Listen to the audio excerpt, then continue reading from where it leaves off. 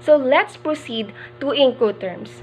So to facilitate commerce around the world, the ICC or International Chamber of Commerce published a set of Incoterms, officially known as International Commercial Terms. So these are most widely used commercial terms on the international sales contract.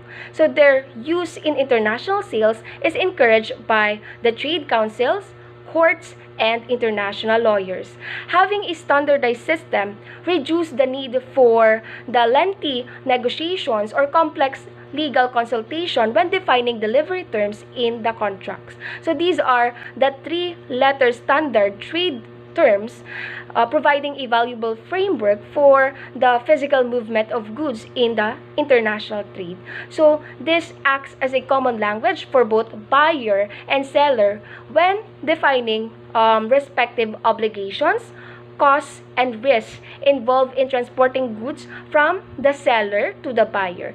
So it specifies who is responsible for managing and paying for the shipment, insurance, documentation, custom clearances, and other logistical activities. So note that Incoterms are not laws, but they are internationally accepted trade rules. They are not mandatory because parties have a freedom of choice whether or not to incorporate or use Incoterms in their agreement. So they are, although they don't hold illegal power, they become legally binding once naging incorporate siya sa sales contract signed by both parties.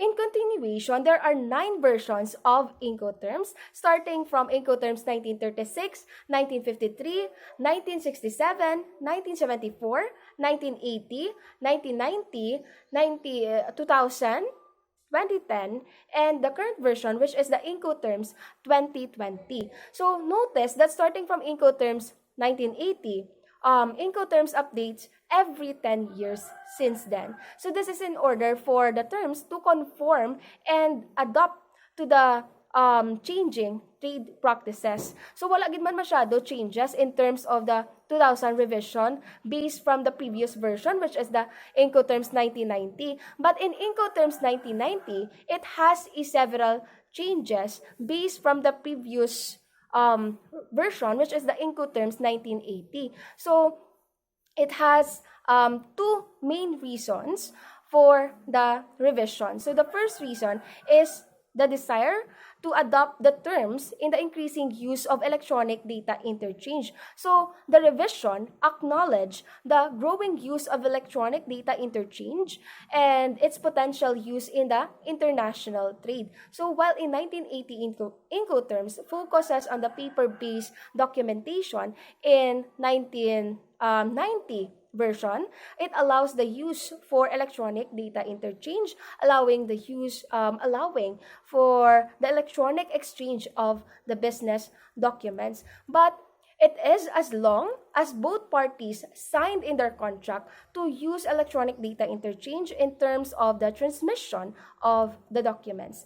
The second reason is the adoption of the modern transportation techniques. So it includes the utilization of cargo and containers, multimodal transport, the RoRo with road vehicles, and the railway wagons and short sea maritime transport. So the previous version might not have explicitly addressed situation where goods are being transported using these transportation techniques. So the 1990 revision aims to clarify how the Incoterms applied in these scenarios, establishing the point where the responsibilities, the costs and risks of the loss or damage to the goods transfer to the seller from the seller to the buyer. So in short, the 1990 revision aims to modernize the previous version, adapting to new technologies and evolving shipping practices. This is to ensure the continued relevance of the terms or the rules in the changing trade practices. So older terms that apply to a peculiar mode of land and air transport, such as free on rail, free on track, and FOB airport were eliminated, and FCA or free carrier were expanded. So FCA offers more flexibility as it applies to any designated point. So it will not individually specifies the responsibility of the sellers to deliver the goods to a designated airport terminals, to train station, or to the truck terminals. So it simplifies the system by providing a single term for any land-based starting point for the journey. So having a separate terms for each mode of land and air transport added unnecessary complexities to the Incoterms. Sa pag-abot sa Incoterms 2010, this version eliminates four terms such as delivered at frontier, delivered ex ship, delivered ex quay, and delivered duty unpaid, and added two terms such as delivered at place and delivered at terminal, which to provide more flexibility and clarity in international trade transactions. So, it reduced a total number of terms to into 11. So the elimination of the older terms and the introduction of the new terms aims to achieve increased clarity, where the older terms, where the eliminated terms had ambiguities with the custom clearances and risk transfer, which it leads to disputes. Next is to achieve modernization. So it reflected the realities of the modern trade practices, since particularly in containerization. So some terms such as delivered ex ship and delivered ex quay reflected older practices that weren't as relevant as in the age of containerization. Next is to reduce redundancy. So the delivered duty unpaid overlapped with an existing terms such as delivered duty paid to some extent, and which it creates unnecessary complexities, and of course to simplify system, making Incoterms easier to use, easier to understand and to use. But let's not delve deeper sa mga terms that were already eliminated and focus to the 11 terms that were used in the present. So in Incoterms 2010, it officially admits the use of terms not only to international trade but also to domestic trade. So there are also what we need to consider, or the key aspects in terms of defining the responsibilities of both the buyer and seller in every Incoterms. So these are the point of delivery, the responsible party for the transportation cost, the responsible party for the export and import requirements, and the responsible party for the freight insurance. So the point of delivery, it refers to the specific point or location of the transportation process at which the risk and responsibility for the goods transfer from the seller to the buyer. So after the seller delivers it to the point of delivery, this is where the buyer will then bear the further costs and risks associated with goods until it reach to their destination. So ang point of delivery is nagadepende siya if ano nga Incoterms ang gingamit or ginagrihan sang both parties. Next is the responsible party for the transportation cost. So it defines which party will be responsible for arranging and paying for the transportation cost of the goods. So sila ini ang ga-arrange, ga-contact, ga-kontrata sa mga carriers or shipping companies in terms of transporting the goods. Next is the responsible party for the export and import requirements. So sila ini ang responsible nga mag-cover sang cost kag mag-facilitate sang import kag export requirements for the goods nga gapagwa kag gapasulod sa isa ka country. So this includes ang mga import and export duties, taxes, and custom clearances. And lastly is the responsible party for the freight insurance. So in some Incoterms, freight insurance is a requirement. So this defines who is responsible for arranging and paying for the freight insurance. So, in Incoterms 2010, it was classified into four groups, such as the A group, F group, C group, and the D group. So here sa E group, it requires the buyer to take the delivery of goods at the seller's premises or at the seller's place of business. So there is only one term included here in this group, and that is the X works or the EXW. Next is the F group. So the ring group is gina-require niya ang seller to take or to deliver the goods pakadto sa carrier. So when we say carrier, it is a person, a company, or a third party that is legally entitled to transport the goods or cargoes by land, water, air, or sea. So there are three terms included in this group, and it includes the free carrier or FCA, free alongside ship or FAS, and the free on board or FOB. So next group is the C group. So the terms in C group may go with or without. I, that stands for insurance. F, that stands for freight.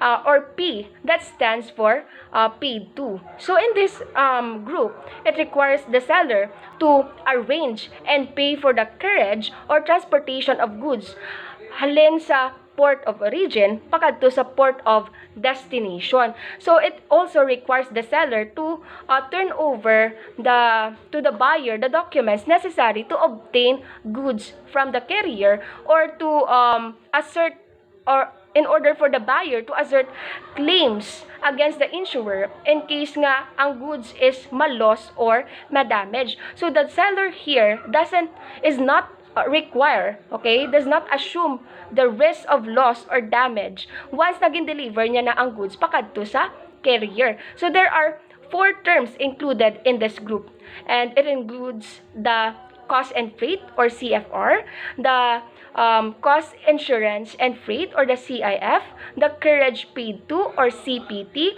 the carriage and insurance paid to or the CP or CIP rather. Next is the last group is the D group. So here it requires the seller to bear all the costs and risks in bringing the goods pakadto sa country ni buyer. So the seller is responsible for the goods until they are delivered to the agreed destination or to the actual destination again ni buyer. So there are 3 terms included in this group, such as the delivered at terminal, delivered at place or DAP, and the delivered duty paid or the DDP. Incoterms 2010 were not only classified into 4 groups, but they are also classified into 2 main categories in terms of the applicable form of transport. So it could be an Incoterms that can only be applied to sea and inland waterway transport, and those that can be applied to any form of transport. So there are 4 Incoterms that can be applied only to sea and inland waterway transport. So when we say inland waterways, these are, for example, ang mga rivers, lakes, canals, the streams or creeks.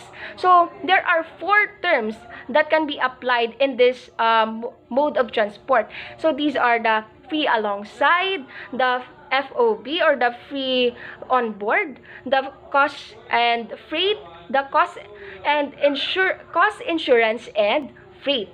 Whereas there are 7 terms that can be applied to any form of transport, such as the X works, FCA, the CPT or the carriage paid to, CIP or the carriage insurance paid to, the DAT or delivered at terminal, the delivered at place or DAP, and the DDP or the delivered duty paid. So today, the latest version of Incoterms is the Incoterms 2020, which was last updated on January 1, 2020. So nothing much changes here in Incoterms 2020 compared to the Incoterms 2010, aside from the notable one, which is the term DAT or the delivered at terminal in Incoterms 2010 was replaced by the term DPU or delivered at place unloaded in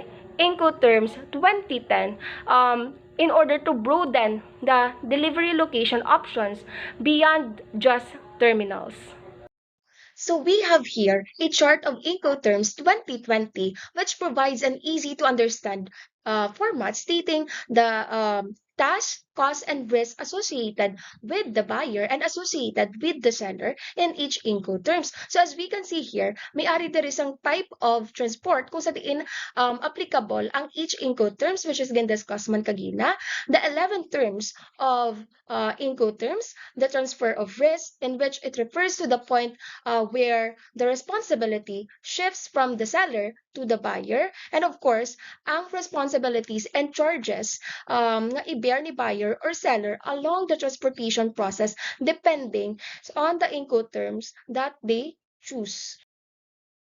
So first is the expert. So it is applicable to any mode of transport. So diri wala yaga provide ang seller sa delivery services or the only responsibility of the seller is for packing the products and making the goods available at their premises. So the seller premises is either at their warehouse, retail store, factory, distribution center, or manufacturing facility. So ang point of delivery niya is placed at the buyer's disposal at the seller's premises. So in which the seller isn't responsible for loading them or to arrange for pickups or delivery services from their premises. So from this point forward, the buyer takes the further risks and costs associated with the goods. So obviously, all the transportation costs and arranging the transportation services will be the responsibility of the buyer. So halin sa pag-pick up sang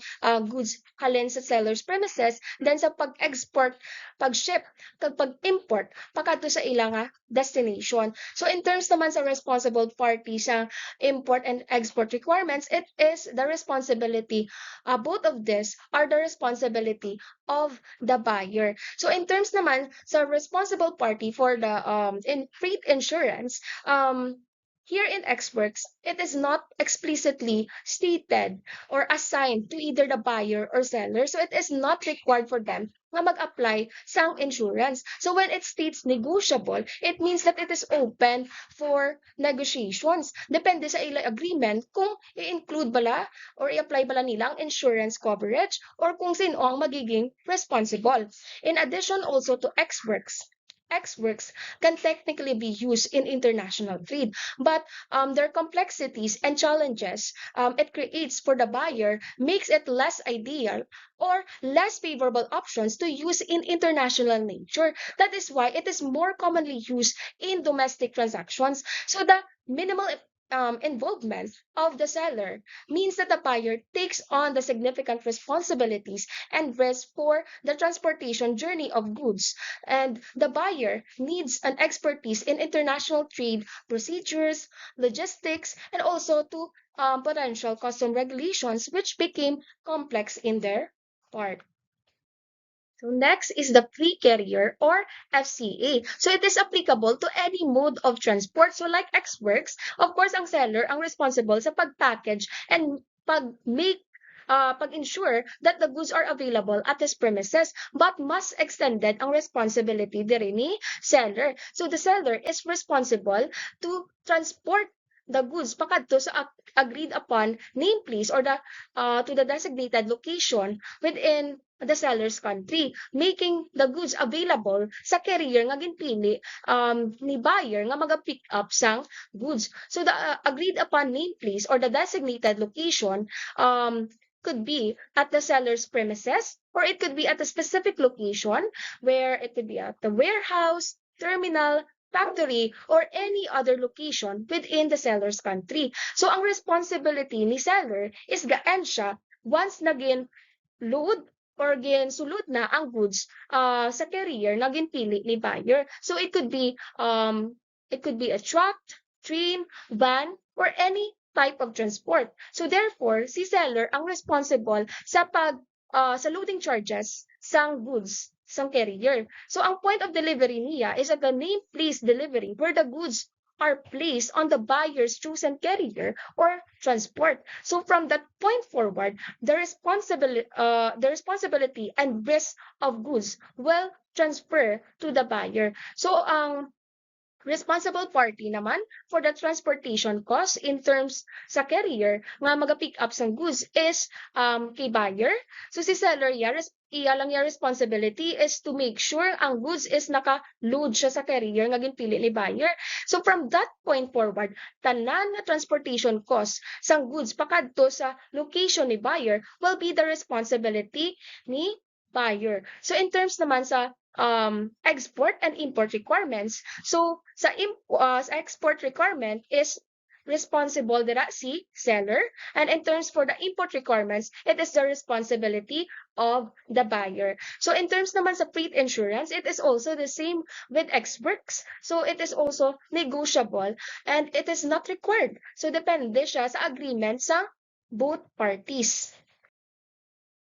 Next is the free alongside ship or FAS. So it is only applicable to sea and inland waterway. So much extended dari ang responsibility ni seller compared to ex-works and as free carrier. So here, the seller is responsible for to manage the full export process of the goods until it reach alongside the ship. So when we say alongside the ship, this is where the goods are within the reach of the ship's lifting equipment, such as the cranes, the forklifts, for easy loading. So once alongside the ship, the risk transfer to the buyer. So si buyer na ang responsible for the loading charges ng goods to their desired vessel or ship, and in terms sa pagtransport sang goods pakadto sa ilang final destination. So in terms, again, the point of delivery is at the main port of shipment alongside the ship. So the responsible party for the transportation cost pakadto lang yan sa alongside the ship is the seller. Pero the further, once the goods reach alongside the ship, the further transportation cost will be the responsibility of the seller. So in terms naman sa responsible party for the export and import requirements, the export requirements is the responsibility of the seller, and for the import requirements, it is the responsibility of the buyer.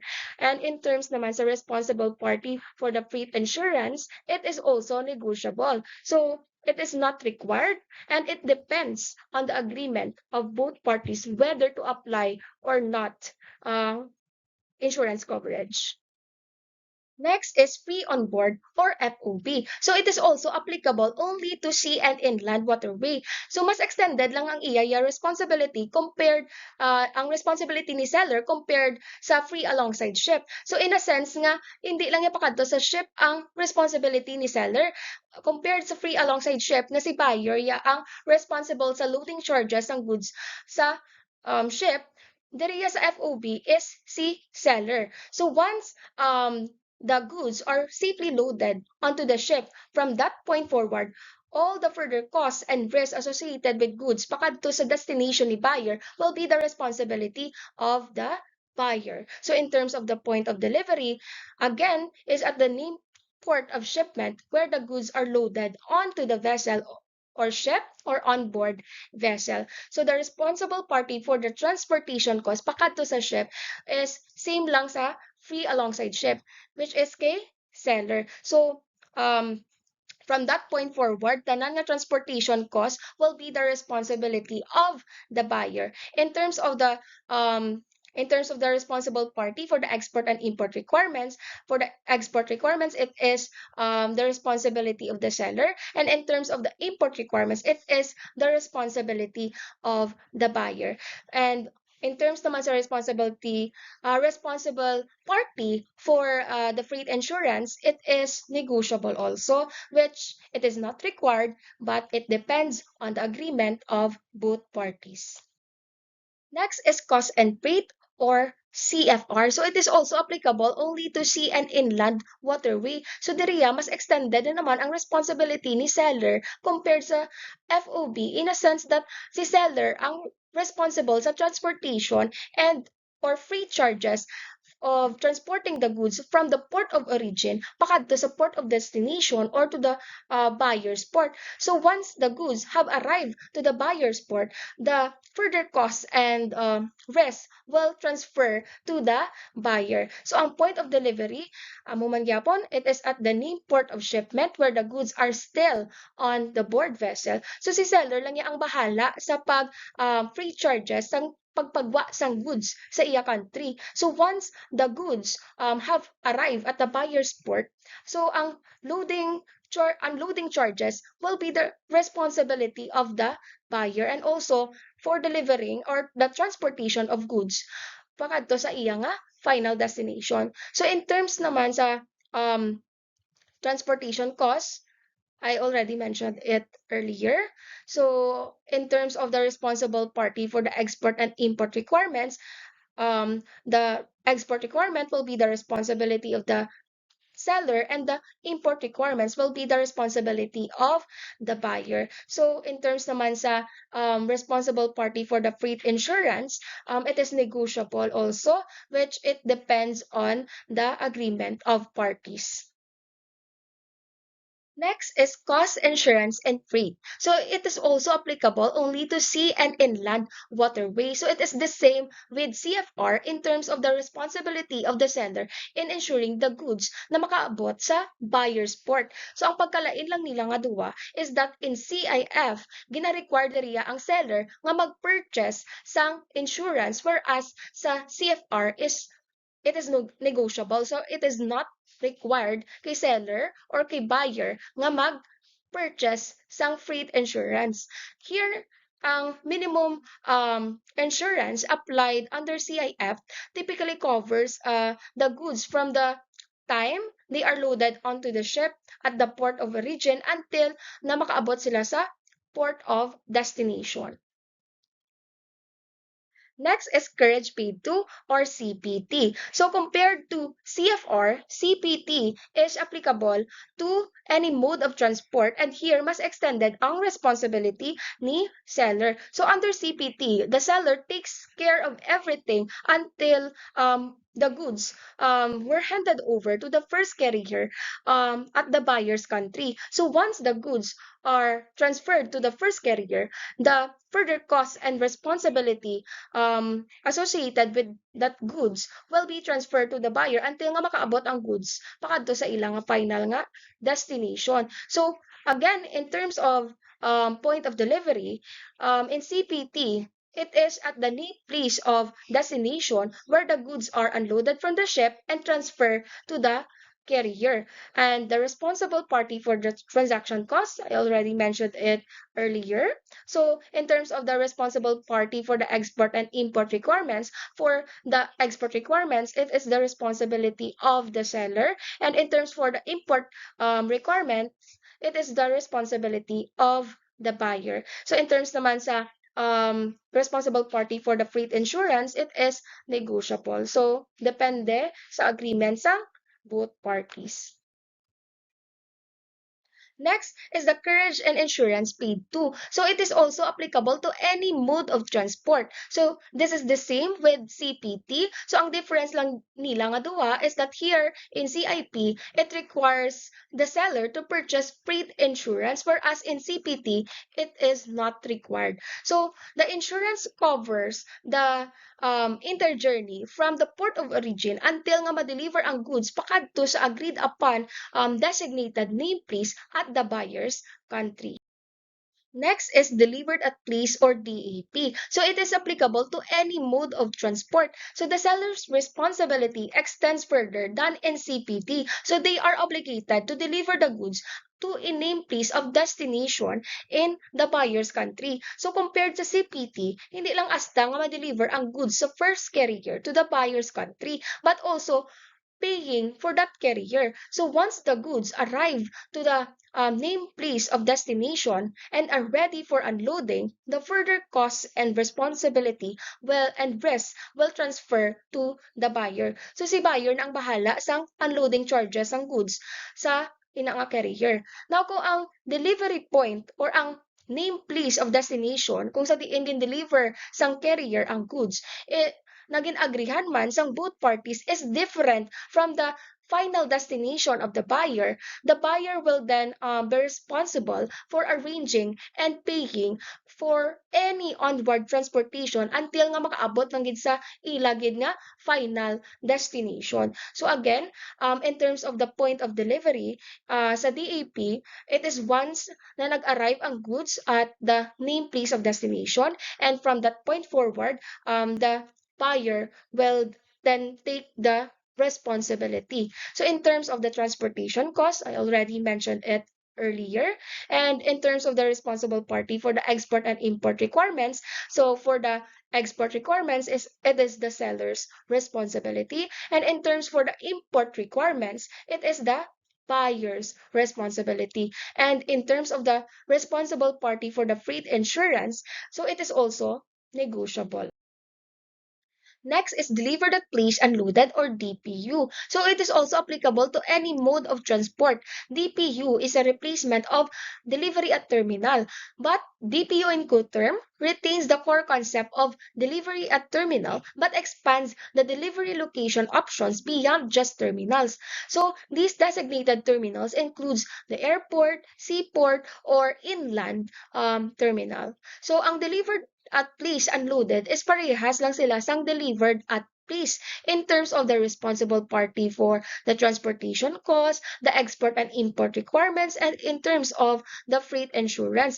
Ang pagkalain lang sang DPU sa DAP is that the seller here in DPU is responsible sa pagbayad sang unloading charges sang goods at the named place of destination. So once the goods were unloaded at the named place of destination, from that point forward, the further responsibility will shift to the buyer.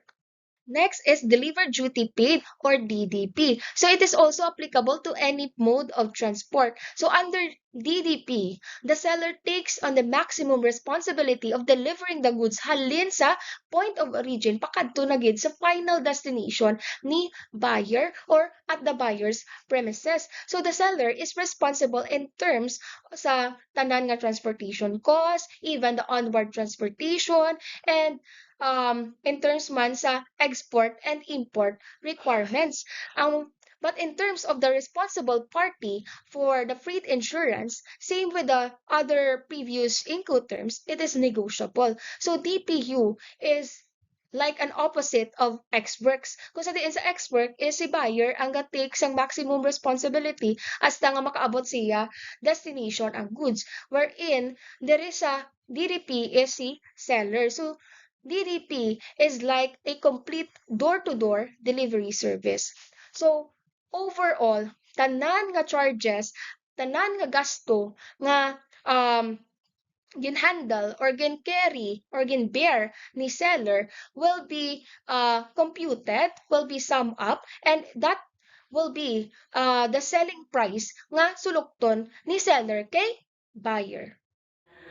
An important thing to also consider is that for the parties who adopt Incoterms, they should ensure that they state clearly in the contract which commercial terms they prefer to use, and upon using Incoterms, the parties should also state in their contract kung ano nga year of the Incoterms version that they are using in order to avoid confusion, since there are minor differences in terms of the wordings that exist between different versions despite ang ilang main concept or ang ilang core concept remains constant. So here is an example of the Incoterms FOB in different version.